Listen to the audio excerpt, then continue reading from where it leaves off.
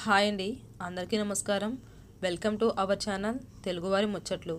ఈరోజు మనం చెప్పుకోబోయే కథ పేరు మధురవాణి మాట్లాడింది. రచయిత గొర్లి శ్రీనివాసరావు గారు. ప్రతి పురుషుడి విజయం వెనుక ఒక స్త్రీ ఉంటుందంటారు. చాలా సందర్భాల్లో ఆ స్త్రీ గురించి ప్రపంచానికి తెలియదు, తెలిసే అవకాశం కూడా ఉండదు.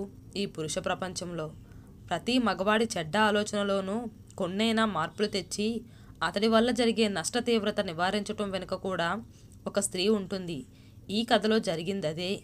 ప్రేమ, లాలిత్యం, అతి సున్నితమైన సేవా తత్పరత బెరసి ఓ రెండు కన్నీటి బొట్లే నష్ట నివారణకు ప్రేరణగా నిలిచాయి.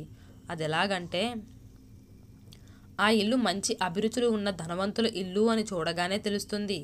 అక్కడ యూనిఫామ్లో ఉన్న సెక్యూరిటీని చూసినా, లోపల చక్కగా మెయింటైన్ చేస్తున్న పచ్చటి లాన్ చూసినా, వరుసగా ఉన్న పూల చెట్లు, జామ, మామిడి, కొబ్బరి చెట్లను చూసినా, అక్కడ తోట పని చేసుకుంటున్న ఆ మాలీని చూసినా, ఎత్తైన పోర్టికోలో ఉన్న BMW కారును చూసినా, అందమైన నగీషులతో ఉన్న పెద్ద తలుపులు చూసినా, అది బాగా ధనవంతుల ఇల్లు మాత్రమే కాదు, మంచి అభిరుచి ఉన్న వాళ్ళు ఉండే ఇల్లు అని తెలిసిపోతుంది.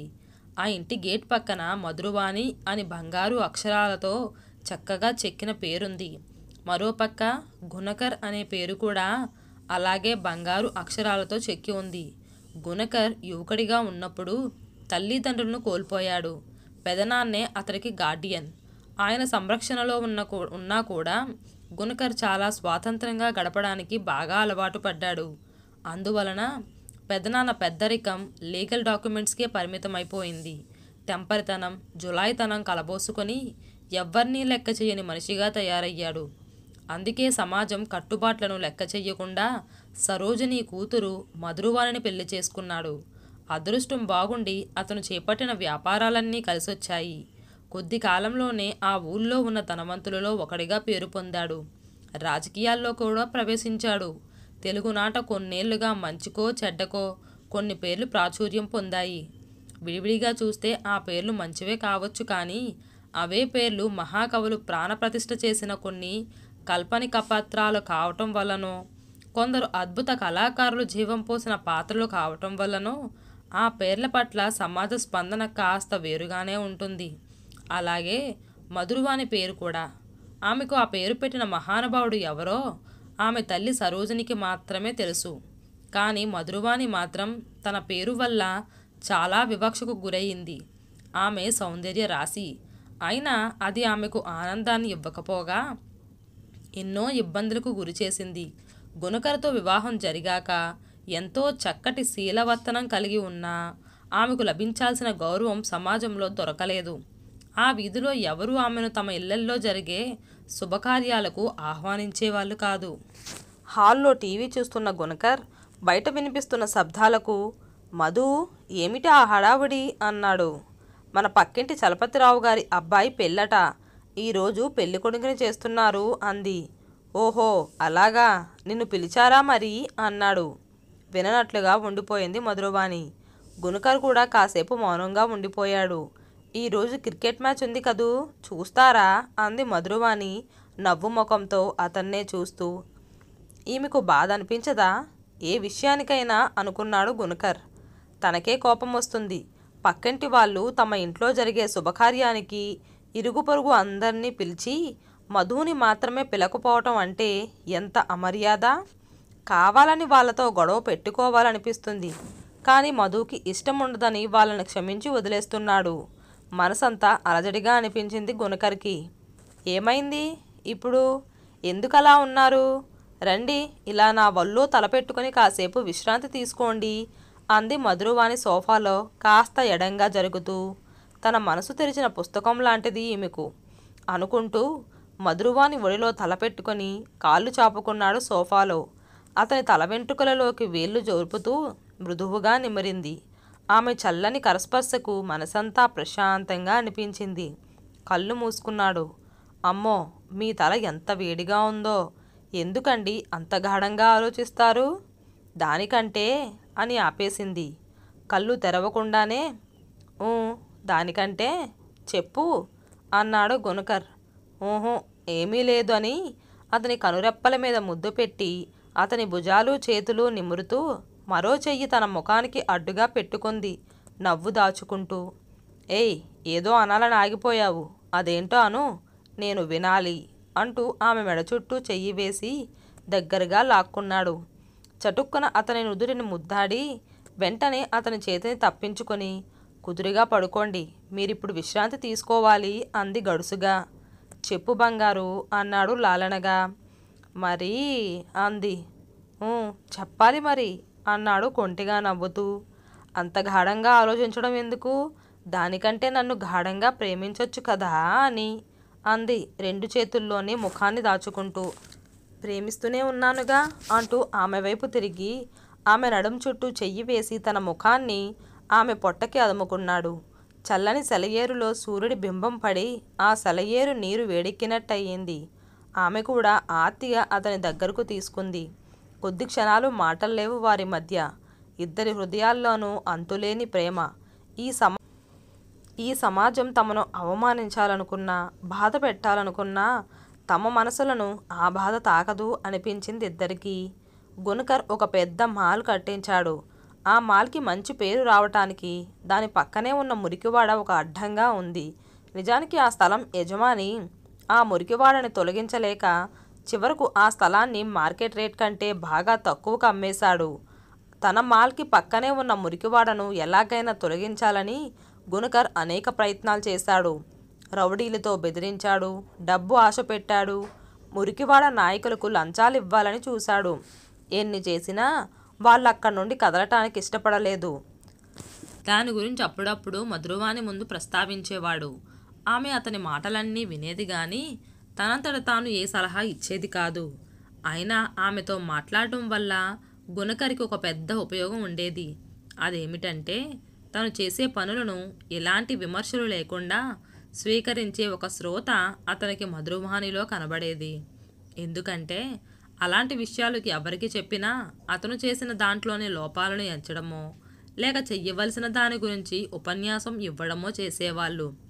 అలాంటివి నచ్చవు అతనికి. అందుకే తను చెప్పేవి శ్రద్ధగా వినే మధురవాణిలోని ఆదర్శ శ్రోత అంటే అతనికి చాలా ఇష్టం. గేట్ బయట చాలామంది జనాలు గుమిగూడి ఉన్నారు. పోలీసులు అక్కడ చేరిన వాళ్ళని ట్రాఫిక్కి ఇబ్బంది కలిగిస్తున్నారంటూ చెదరగొడుతున్నారు. బయట జరుగుతున్న గలాట గుణకర్ చెవిన పడింది. అప్పుడే వచ్చాడతడు. అతని వెనకే అక్కడకు చేరుకున్నారు ఆ జనాలంతాను. వాళ్ళల్లో ఆడవాళ్ళు, చిన్నపిల్లలు, ముసలివాళ్ళు కూడా ఉన్నారు. 10 నిమిషాల్లో అక్కడ జనాలను వెళ్ళగొట్టేశారు పోలీసులు. తరువాత లోపలికెళ్ళి గుణకర్కి జరిగిన విషయం వివరించి వెళ్ళిపోయాడు ఇన్స్పెక్టర్. అప్పుడు గర్వంగా ఫీల్ అయ్యాడు గుణకర్. ఈ అలగా జనం తనతోనే ఢీకొడతారా, తనేంటో ఇప్పుడు తెలిసొస్తుంది వాళ్ళకి అనుకున్నాడు. గుణకర్ ఇంట్లోకి అడుగుపెట్టిన దగ్గర నుంచి మధురవాణి ఎంతో ప్రేమానురాగాలతో అతన్ని చూసుకుంది. అతను దేనికో కలవరపడటం, కోపంగా ఉండటం గమనించింది కానీ ఎందుకు అలా ఉన్నారు అని ప్రశ్నించలేదు. అతన్ని ప్రశాంతపరిచి ఆనందింపచేయటమే తన ధర్మం అనుకుంది. కూర్చుండబెట్టి అతని షూ తీసి సాక్స్ తొలగించి తన మృదువైన అరచేతులతో అతని కాళ్ళు నిమిరి పాదాలను మెత్తగా ఒత్తి కనులకు అద్దుకుంది. షూలో సాక్స్ పెట్టి వాటిని ఒక పక్కగా పెట్టి వెళ్ళి చేతులు శుభ్రం చేసుకొని అతనికి ఒక ట్రేలో చల్లటి మంచినీళ్ళు, ఒక పెద్ద వెండి గ్లాసులు తెచ్చిచ్చింది. అలా ప్రతి పనిని ఎంతో శ్రద్ధతో చేస్తూ అతన్ని తన మనసుతో కట్టేసింది. ఆమె మనసులో ఉండే ప్రశాంతత అలజడి చెందిన మనసుని కొద్దిసేపటికి ఉపశమింపజేసింది. అతను పలహారాలు చేశాక టీవీలో అతనికి నచ్చిన ప్రోగ్రాం పెట్టింది. నీకో విషయం చెప్పాలి అన్నాడు గుణకర్. అంది సుస్వరంతో. మన షాపింగ్ మాల్కి పక్కగా ఉన్న స్థలం కొనేశామని తెలుసు కదా అని అడిగాడు. అంది. ఆమె కళ్ళు నిర్మల కసరాలలా ఉన్నాయి. వాటిలోని ప్రశాంతతకు తాను కూడా వశపడిపోయాడు గుణకర్. నీకిది వరకు ఓసారి చెప్పాను కదా, ఆ జాగాను కొందరు మురికివాడ జనాలు ఆక్రమించుకున్నారు. వెళ్ళమని ఎంత మర్యాదగా చెప్పినా వినలేదు. అందుకే నిన్న రాత్రి వాటిని తగలబెట్టించాను అన్నాడు గుణకర్. అతని కంఠంతో కొంత కోపం ప్రధ్వనించింది. చిన్న గులకరాయి పడితే అలజడిపడే సరోవరంలో అయ్యింది మధురవాణి. కానీ వెంటనే సర్దుకుంది. గుణకర్ కూడా త్వరగా మామూలుగా అయిపోయాడు. నన్నే ఎదిరిద్దామనుకున్నారు, ఇప్పుడేమో నా ఇంటికొచ్చి అల్లరి చెయ్యాలని చూశారు. నేనేంటో తెలిసింది. తోక మడిచి పారిపోయారు అంటూ నవ్వాడు గుణకర్. అంది మధురవాణి. అతని గుండెలపైన వాలి మృదువుగా అతని చెంపలో నిమిరింది. ఆమె కంటి నుంచి జాలువారిన ఒక కన్నీటి బొట్టు అతని గుండెలను తడిసేసింది. తప్పు చేశానా అన్నాడు గుణకర్. మీ ఆస్తి మీరు స్వాధీనం చేసుకున్నారు అంది మధురవాణి. కాని మరో 2 కన్నీటి బొట్లు గుణకర్ గుండెలను తాకాయి. మధు, నువ్వు చాలా సున్నిత మనస్కురాలివి. నీకోసం ఒక పని చేస్తాను. నా వల్ల నిర్వాసితులైన వాళ్ళందరికీ ఇక్కడికి కొంచెం దూరంలో ఉన్న మన స్థలంలో పక్కాగా అపార్ట్మెంట్లు కట్టించి ఇస్తా, నీ పేరు మీద. ఇప్పుడు సంతోషమేనా అన్నాడు ఆమె తల నిమురుతూ. మీరేం చేసినా సంతోషమే అంటూ తడిసిన అతని గుండెలను మనసారా ముద్దాడింది మధురవాణి. వాళ్ళిద్దరూ మళ్ళీ ఒక్కటే అయ్యారు.